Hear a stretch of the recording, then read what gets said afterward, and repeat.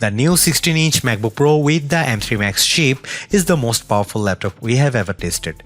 I know I said that about the MacBook Pro 16-inch with the M2 Max processor released earlier this year, but Apple has outdone itself once more with this monstrous notebook. It's easily one of the best MacBooks yet. Other than the new space black color that diminishes fingerprints, the latest MacBook Pro 16-inch is virtually identical to previous models. That means you still get a gorgeous 16-inch Liquid Retina XDR display, plenty of ports and a sleek, sturdy design. But there's a whole lot of power underneath the familiar chassis thanks to the M3 Max processor. To be clear, the 16-inch MacBook Pro with an M3 Max chip isn't for everyone, and not just because of its lofty $3,499 starting price. If you are a creative professional who works with 8K videos, then this beastly laptop should facilitate your workflow. Similarly, the M3 Max chip also makes this MacBook Pro a powerful gaming rig. However, if you only dabble in video editing or primarily use the best laptops for writing, the new 14-inch MacBook Pro M3 might be a better choice. Is the MacBook Pro 16-inch right for you? Watch my full review to find out. The 16.2-inch Liquid Retina display remains as gorgeous as ever. Not only is it bright and colorful, but its 120Hz ProMotion refresh rate makes everything run smoothly, especially games. As before, this is hands down one of the best laptop displays out there. The latest trailer for Monarch Legacy of Monsters looked incredible on the 16.2-inch display. I was especially impressed by the amount of details seen on the various monsters, including the big guy Godzilla. Most of the trailer is dark, but everything appeared crisp and clear. The final shot of Godzilla roaring in a desert during the day was nice and bright thanks to the XDR display. Our lab tests confirm my experience with the 16-inch MacBook Pro's panel. When pointing our colorimeter at the screen, we found that it achieves 116.7% of the sRGB color gamut and 83.2% of the more demanding DCI-P3 color space. Color accuracy is great, with the MacBook Pro 16-inch turning in a Delta E score of 0.11. These values are identical to the previous model, which is awesome. HDR brightness is also comparable to the M2 Max version, hitting 1546 nits of brightness when displaying HDR content on 10% of the display and 1123 nits of 100% of the screen. Things get more interesting with non-HDR brightness. Where the M2 Max averaged 455 nits of brightness, the new MacBook Pro averaged 563 nits. That's not the advertised 600 nits of HDR brightness, but it's certainly brighter than before. How does the 16-inch MacBook Pro's display stack up against competing notebooks? The display on Apple's laptop gets brighter than both the Samsung Galaxy Book 3 Ultra and the latest Dell XPS 15 OLED. Samsung's device delivers comparable color saturation and accuracy, while Dell's laptop has more saturated colors and slightly less color accuracy. The 6-speaker sound system made my ears happy thanks to the rich, deep sound quality. Roaring monsters and booming explosions in the Monarch trailer sounded cinematic, with even small details coming through clearly. The detuned guitar riffs in Nevermore's Enemies of Reality sounded appropriately bassy. Overall, the laptop's speakers deliver excellent sound on podcasts, movies, and music. Let's get to the juicy part, performance. While the M2 powered laptops we have reviewed certainly offered more power than their immediate predecessors, the jump wasn't as spectacular as when Apple moved away from Intel Silicon. Even if the M3 bump isn't as significant as that seminal moment, the jump from M2 to M3 is still remarkable.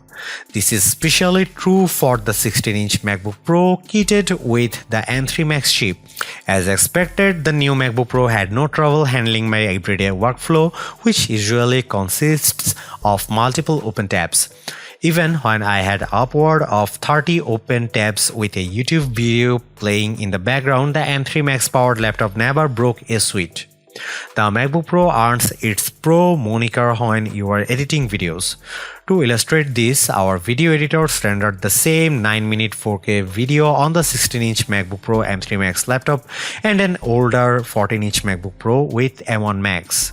The M3 Max machine completed the task in less than 5 minutes, while the M1 Max laptop had barely rendered 50% of the video during the same amount of time. Our lab tests confirmed our anecdotal evidence. On Geekbench 6, which measures CPU performance, the MacBook Pro 16-inch with M3 Max notched a single-core score of 3200 and an incredible 21711 multi-core score. For comparison, its M2 Max predecessor scored 1993 and 15173 respectively on the same test. On Geekbench 5.4, the older M1 Max notched at 1781 and 12683 on the single or multi-core tests. In short, the M3 Max is roughly 20% faster than the M2 Max and 45% faster than M1 Max. In our Handbrake video transcoding test, the M3 Max driven MacBook Pro 16-inch transcoded a 6.5 GB 4K video to 1080p in 2 minutes 34 seconds. That's about twice as fast as the M2 Max, which need 4 minutes and 03 seconds. On the Geekbench Photoshop test, which assigns a score based on how effectively a system uses scripts to apply a series of filters and other adjustments to several high-res photographs, the MacBook Pro 16-inch M3 Max scored 1443. This test also times how long each system takes, and the new laptop took 3 minutes and 29 seconds. In contrast, the M2 Max version of the laptop scored 1218 and took 3 minutes 54 seconds. The MacBook Pro 16-inch with M1 Max took 4 minutes 20 seconds and scored 877. As for the Galaxy Book 3 Ultra, it lagged far behind with a score of 822 and a time of 6 minutes 1 second. During its Scary Fast virtual event, Apple boasted about the M3 lineup's enhanced GPU. All M3 chips now feature dynamic caching, which allocates the use of local memory in hardware in real time and only uses the exact amount of memory needed for specific tasks. Hardware accelerated ray tracing is now possible thanks to the new M3 chip. The updated GPU also brings hardware accelerated mesh shading to Mac. This is all well and good, but how does that translate to real-world use? I found that gamers like Baldur's Gate 3 and Lies of P looked exquisite on the M3 Max-driven MacBook Pro 16-inch with their respective worlds rendered in stunning detail. The living environment in Baldur's Gate 3's opening with its pulsing red walls made me feel appropriately uneasy, as did the corpse-strewn train station in Lies of P. Frame rates also consistently high on both titles, fluctuating between 70 and 130 frames per second, depending on the amount of on-screen action. Lies of P has an option to enable or disable metal effects, which is Apple's answer to Nvidia and AMD's upscaling technologies. Frame rates remained in the 130 range with metal effects enabled and around 70 to 80 with the feature disabled. Baldur's Gate 3 didn't have this option, but its FPS remained high throughout. The M3 Max MacBook Pro also performed well in our lab tests. In the 3D Mark Wildlife Unlimited 3D Performance test, the M3 Max MacBook Pro 16-inch scored 31,271 and averaged 187 frames per second. In comparison, the MacBook Pro 16-inch with M2 Max scored 13,000 and averaged 77 frames per second. That's a mighty huge boost in graphical performance. We also ran in-game benchmark for a handful of titles. Shadow of the Tomb Raider reached 118 FPS at 1922 by 1200 resolution and 47 FPS at 2K gaming. The less graphically demanding Sid Meier's Civilization 6 ran at nearly 60 FPS across all available display resolutions. Results for the latter are identical to what we saw from the M2 Max powered laptop, but Shadow of the Tomb Raider's numbers see a significant increase. We don't know if dynamic caching is helping in this case, but it could be the case.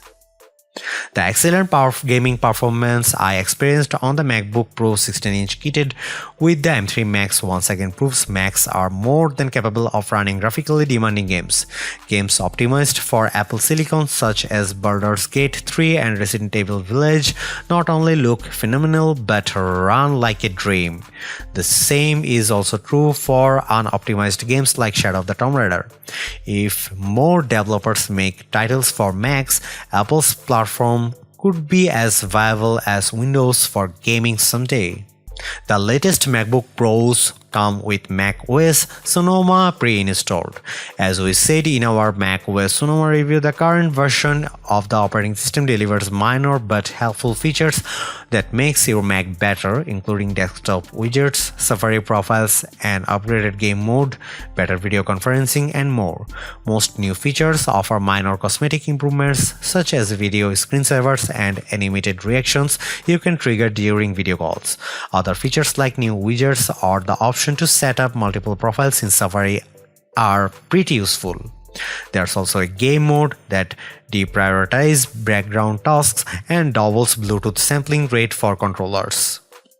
Again, none of macOS Sonoma's new features are revolutionary. However, the smaller updates Apple has focused on this time around add greater utility for the apps you use. It also makes using macOS Sonoma a more pleasant experience. The MacBook Pro 16-inch M2 Max I reviewed earlier this year is the longest lasting laptop we have ever reviewed, enduring for an astonishing 18 hours and 56 minutes. While the updated M3 Max driven model doesn't last as long, it still blows away most other laptops for battery life. On our battery test, which involves continuous web surfing at 150 nits of screen brightness, the new MacBook Pro 16-inch lasted for 17 hours and 11 minutes. While that's nearly 2 hours less than the last model, I doubt anyone will complain about 17 hours of battery life. That's still longer than 2021's MacBook Pro 16-inch 2021 with M1 Max, which lasted for 15 hours and 31 minutes.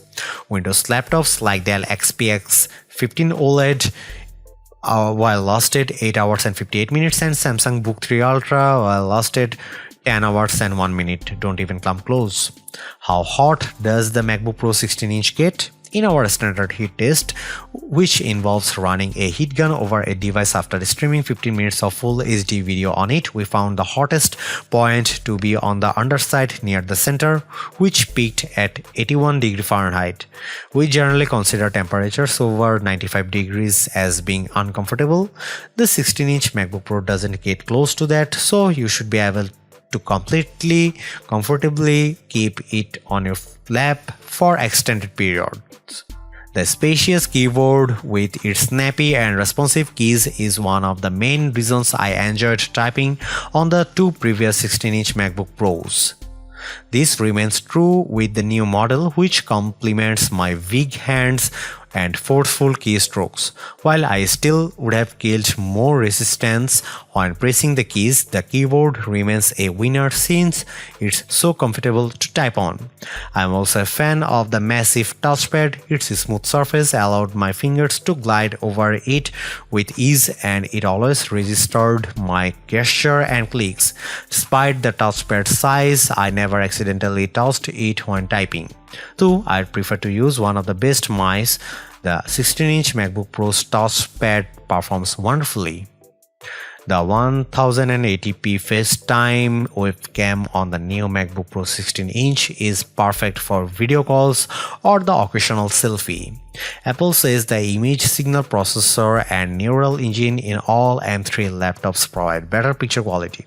I didn't notice much difference myself, but as you can see from the shot above, the picture is vibrant if somewhat blurry.